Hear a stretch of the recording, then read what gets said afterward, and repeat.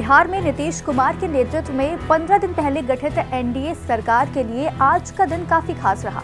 दरअसल बिहार में नीतीश सरकार को विधानसभा में फ्लोर टेस्ट का सामना करना पड़ा। इसमें उन्हें जीत हासिल हुई। फ्लोर टेस्ट, ये शब्द आपने पहले भी कई बार सुना होगा, क्योंकि इससे पहले भी कई राज्यों में सरकारों को फ्लोर टेस्ट की प्रक्रिया से गुजरना पड़ा था। अब यहाँ ये जानना जरूरी है कि आखिर ये फ्लोर टेस्ट क्या होता है और ये क्यों जरूरी है। फ्लोर टेस्ट को हिंदी में बहुमत परीक्षण कहा जाता है, यानी विश्वास मत। इसे ये समझने के लिए कराया जाता है कि क्या सरकार को अभी भी विधायिका का विश्वास प्राप्त है।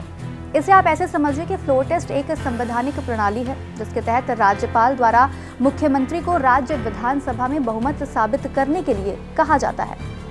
जब सदन सत्र में होता है तो अध्यक्ष फ्लोर टेस्ट के लिए बुला सकता है, लेकिन जब विधानसभा सत्र में नहीं होती तो अनुच्छेद 163 के तहत राज्यपाल अपनी अवशिष्ट शक्तियों का उपयोग करके फ्लोर टेस्ट के लिए बुलाने की अनुमति दे सकता है। अब जब किसी एक दल को विधानसभा में बहुमत प्राप्त होता है तो राज्यपाल उस दल के नेता को मुख्यमंत्री नियुक्त करता है। अगर बहुमत पर सवाल उठाया जाता है तो बहुमत का दावा करने वाले पार्टी के नेता को विधानसभा में विश्वास मत देना होगा और उपस्थित और मतदान करने वालों के बीच बहुमत साबित करना होगा। विधानसभा में बहुमत साबित करने में विफल रहने पर मुख्यमंत्री को इस्तीफा भी देना पड़ता है। तो अब सवाल यह है कि आखिर कौन कराता है फ्लोर टेस्ट।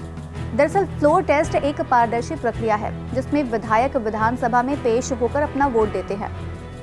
अब अगर मामला किसी राज्य का है तो फ्लोर टेस्ट उस राज्य विधानसभा के अध्यक्ष या उनकी गैर मौजूदगी में प्रोटेम स्पीकर कराते हैं। प्रोटेम स्पीकर एक अस्थायी स्पीकर होता है, जिसे संसद या राज्य विधानसभाओं में कार्यवाही संचालित करने के लिए सीमित समय के लिए नियुक्त किया जाता है।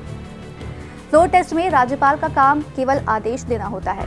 इसमें राज्यपाल का किसी तरह का हस्तक्षेप नहीं होता। जब किसी सदन में चर्चा के बाद स्पीकर वहां मौजूद विधायकों से गुप्त मतदान के समर्थन या विरोध में वोटिंग कराते हैं।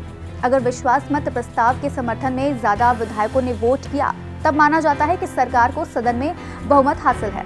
अब जब भी फ्लोर टेस्ट होना होता है तब सभी पार्टियां अपने विधायकों को व्हिप जारी करती हैं। इस व्हिप के जरिए पार्टियां अपने विधायकों को हर हाल में विधानसभा में मौजूद रहने का निर्देश देती हैं। यहाँ अगर कोई विधायक व्हिप का उल्लंघन करता है तो उसके खिलाफ दल बदल कानून के तहत कार्रवाई की जाती है। दरअसल कुछ साल पहले तक सरकार बर्खास्त करने से पहले फ्लोर टेस्ट जैसी कोई चीज नहीं होती थी।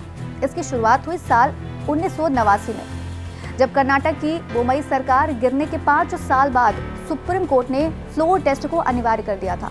कुछ एक्सपर्ट्स ये बताते हैं कि देश की आज़ादी के कई सालों बाद तक राज्यपाल बिना किसी बहुमत परीक्षण के सरकारों को बर्खास्त कर देते थे। उस दौर में अगर किसी सरकार पर खतरा होता था तब विधानसभा स्पीकर या फिर राज्यपाल के पास समर्थन के लिए अपील की जाती थी। 1989 में भी कर्नाटक की एसआर बोम्मई की सरकार को इसी तरह बर्खास्त कर दिया गया था। ये मामला सियासी इतिहास में काफी चर्चित रहा था। कार्यक्रम में इतना ही। हम फिर मिलेंगे कुछ नई जानकारी के साथ। तब तक के लिए मुझे दीजिए इजाजत। नमस्कार।